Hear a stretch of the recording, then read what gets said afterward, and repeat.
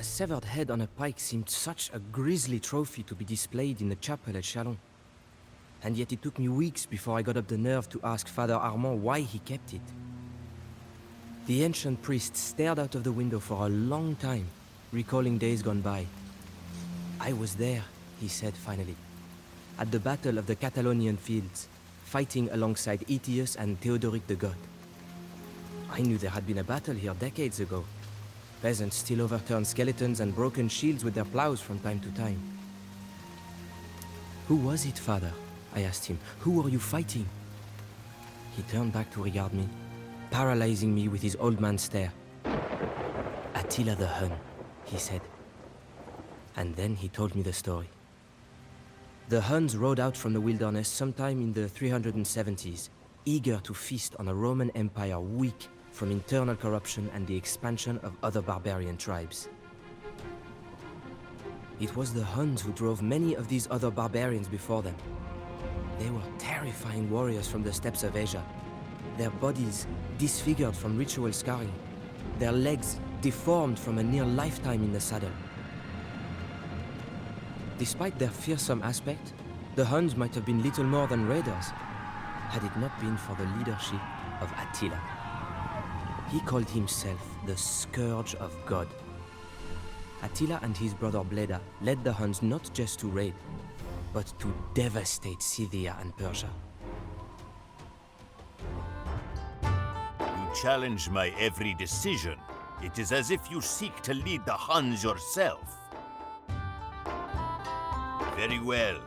The iron boar lairs near here. Let the one who kills this mighty beast lead our people. This way, Attila. Follow. Bleda will lead us to ruin. Perhaps he should not return from his boar hunt. Accidents can happen. Tracks, brother. See if you can ride ahead and flush the boar out.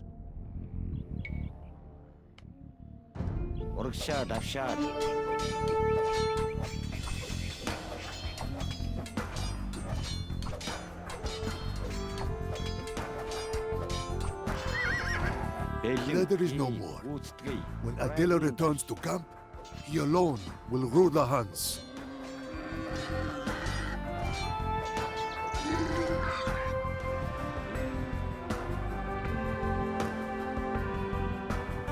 Attila murdered Bleda. We were too late to stop the bloodshed.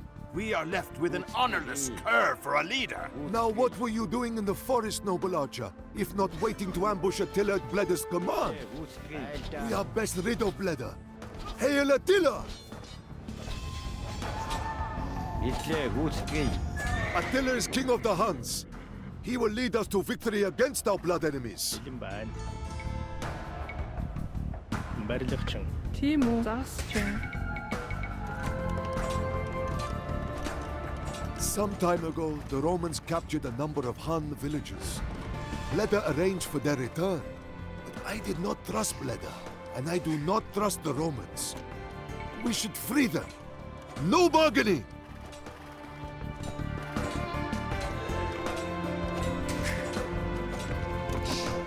Бэлэн байна. За. Барилгачин.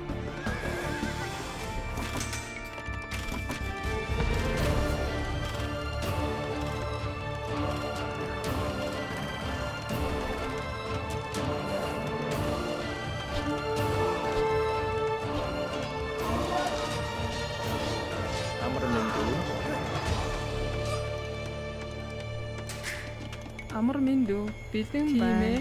Антин тижээг чахар барилгачин.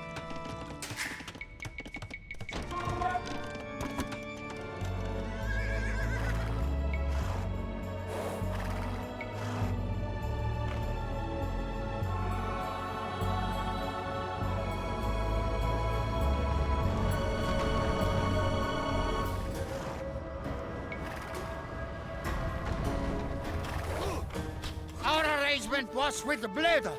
I will not turn the captives over to Attila. You must take them by force.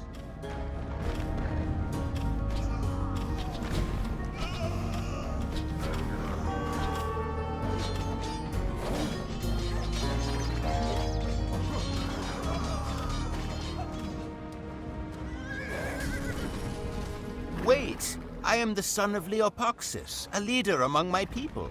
If you free me, you will be rewarded. We are saved.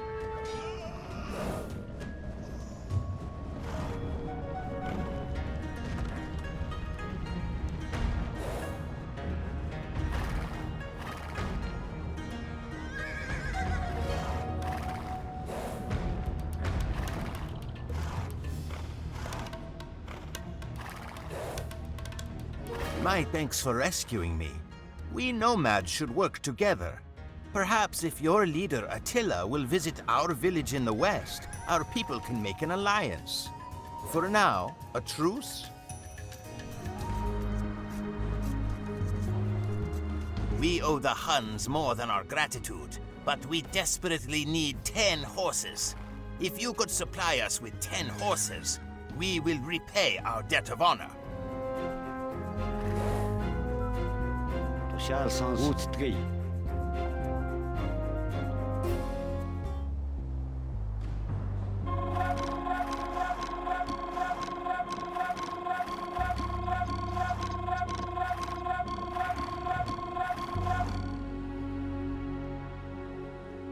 Тийм үү. Дэлэн.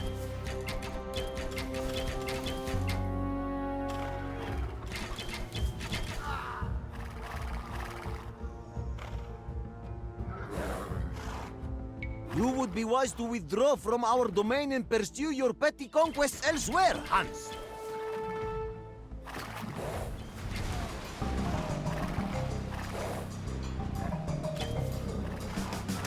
You play a dangerous game with the lives of your people by sending them into our territory. Захир зүйтэй.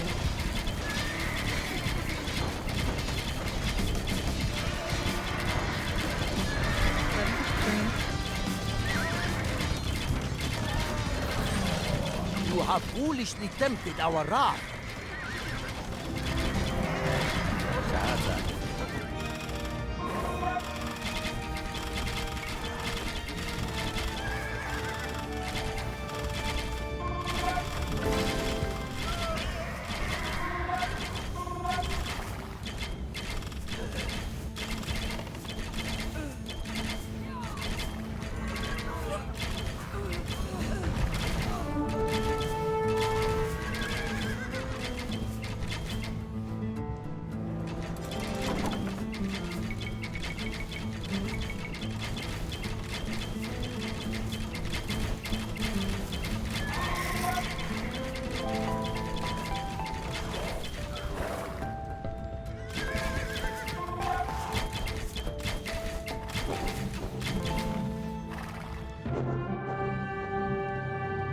I asked Father Armand more about this legendary Attila the Hun, whom the stories always treat as more of a monster than a man.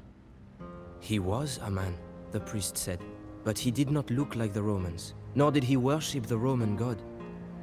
That was the cause of all that was to follow. Father Armand shivered, as if from the cold breeze that blew in from the chapel's open windows. Kingship among the barbarians was not by divine right or lineage, but by who had the strongest will. Attila was the strongest of the Huns, and he reinforced his position by brandishing a rusty old blade and proclaiming it to be the sword of Mars, the old Roman god of war. Attila had a custom of fiercely rolling his eyes, as if he wished to enjoy the terror that he inspired. He had a power over other men, so that many chose to join him. Many foreigners joined his council, Scythians and Burgundians and Goths. It was not uncommon for Romans to do so as well. Several decades prior, the son of a prominent Roman family had been sent to the Huns as a hostage to ensure peace. The name of this boy was Flavius Aetius, a name not soon to be forgotten.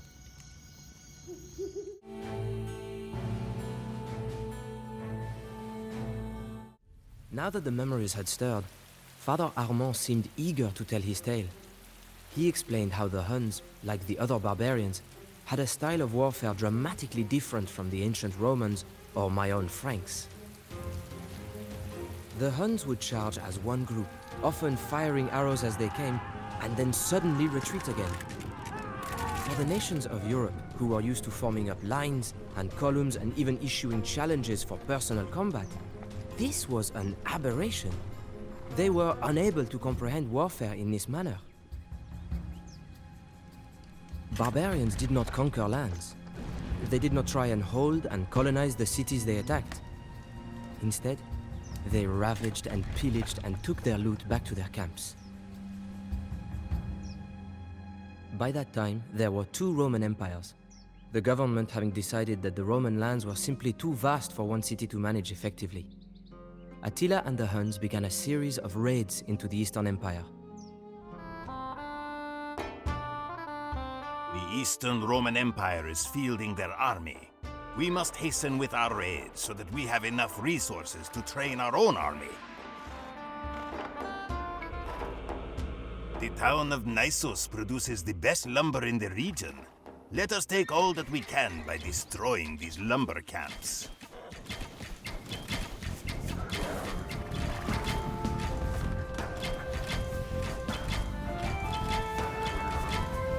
We have captured all of Naissus's lumber. Let us raise the Sofia town center with our Tarkans and see what loot we may find.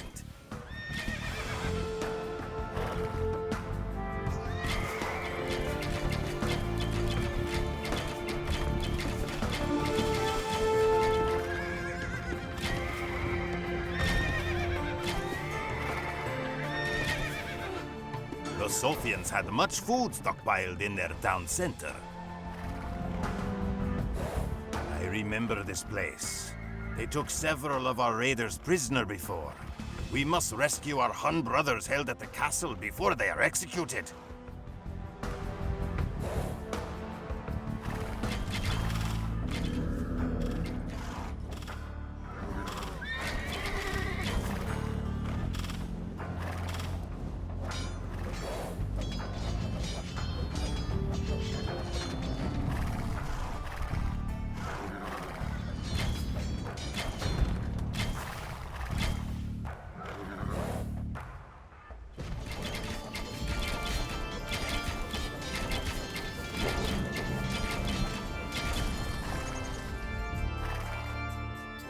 Huns do not need houses. Let us burn these to the ground and take these villagers with us. The locals speak of wild Scythians that dwell somewhere nearby. We should be cautious. Now, these peasants will do our bidding. Let us find a suitable location to establish our camp. Барилгачин бэлэн байна.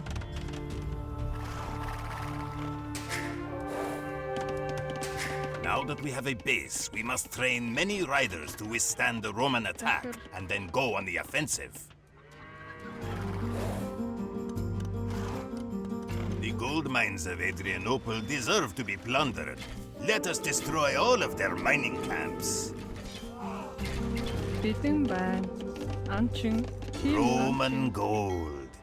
There is no other metal that shines as sweetly.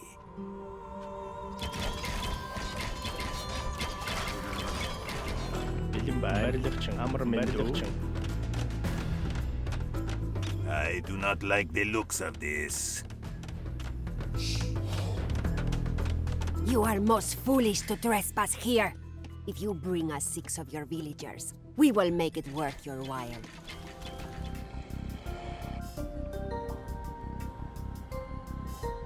We thank you for this gift. Your reward waits in the clearing to the north.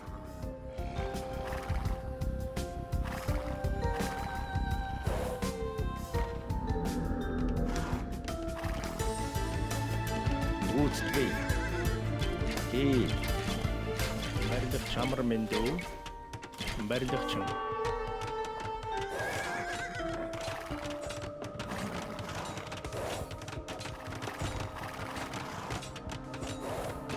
If we attack the Roman fort with too few soldiers, we will surely die.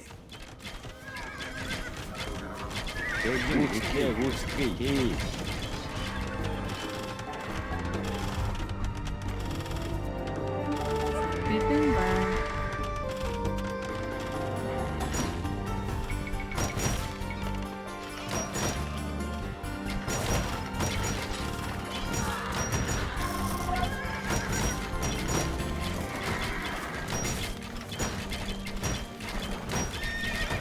Avşad, avşad.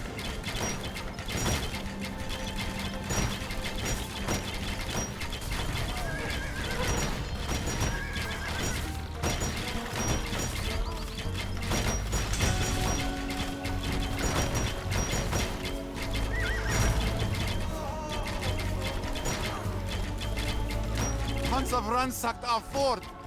I fear for the future of the Empire.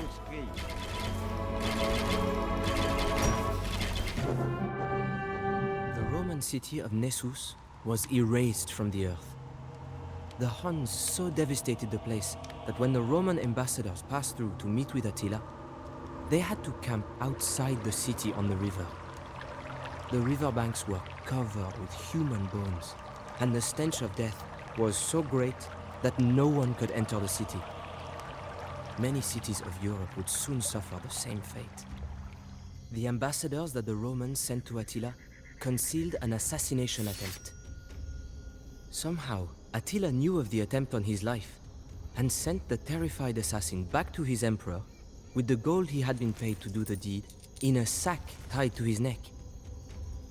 Following such a demonstration, the Huns had no difficulty convincing the Eastern Roman Empire to start paying them tribute, protection money to stave off the inevitable Hun invasion.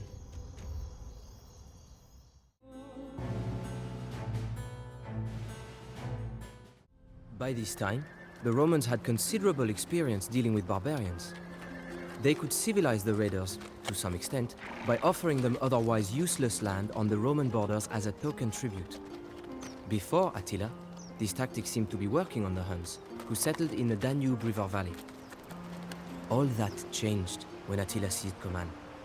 He was much more aggressive and unpredictable than the previous Hunnic kings. He demanded that the tributes from Rome be increased, and when the Romans refused, Attila made war on the Eastern Roman Empire. He marched on the great city of Constantinople, whose double walls had never fallen. Attila was done with raiding. Now the Huns advanced slowly, eradicating everything in their path. The Romans would reinstate the tribute, or they would be destroyed. Бэлэн байна. Барилгачин. Тийм барилгачин. Амар барилгачин. Сургаа зүйтэй. За зүйтэй.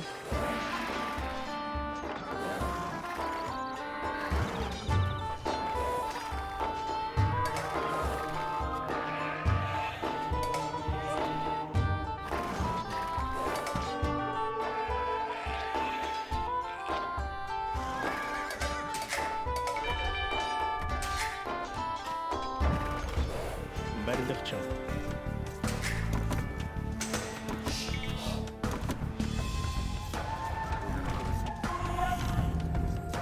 Болгоо. За зүйтэй. Тийм ээ. Тушаал сонс. Тийм үү. Бэлэн гүйцэтгэе. Тийм. Болгоо. Тийм үү. Би болгоё. Барилгачин. Болгоо. Сойрхий. За зүйтэй. Тийм ээ. Болгоо. Болгоо. Би болгоо. Барилгачин. Тушаал сонс. Гүйцэтгэе. Мэдлээ гүйцэтгэе. Тийм үү. Захир.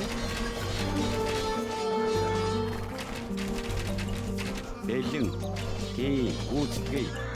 Бэлэн байна. Барилгачин. Захир. Тушаал сонс. Болгоос би болгоо. Тийм ээ. The Huns have built a castle on Roman land. Тийм ээ.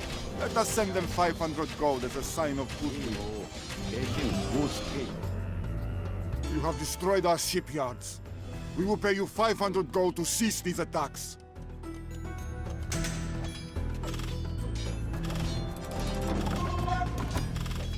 Мэдлээ гүйцэтгэе. Сургаа сонс би болгоо. The Huns have torched Marcianopolis. Please take these 3,000 gold and just go away.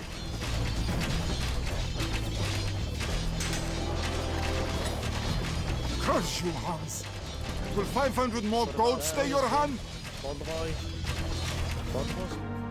Сойрхий. Болгоо. Болгоос нь би болгоё. Бэлэн бай. Зүйтэй. Амар минь дүү. Тийм ээ. Барилгачин. Зүйтэй. Тийм ээ. Би болгоё. За барилгачин. Соён би болгоё.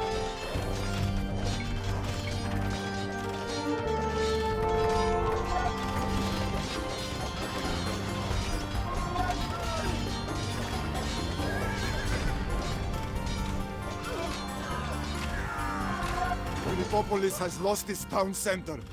Why won't these Huns just leave?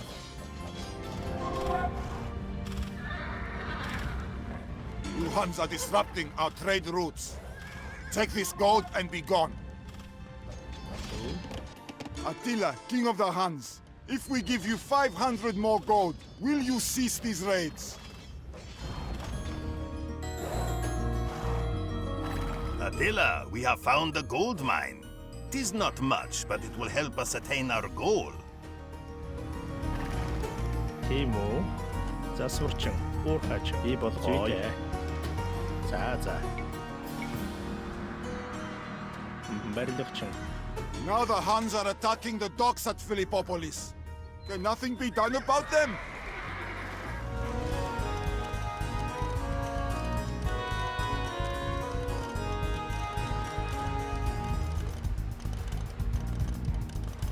The Romans have given us the gold we need.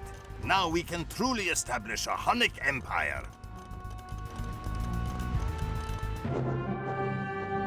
Who was this man, I asked, to threaten the Roman emperor?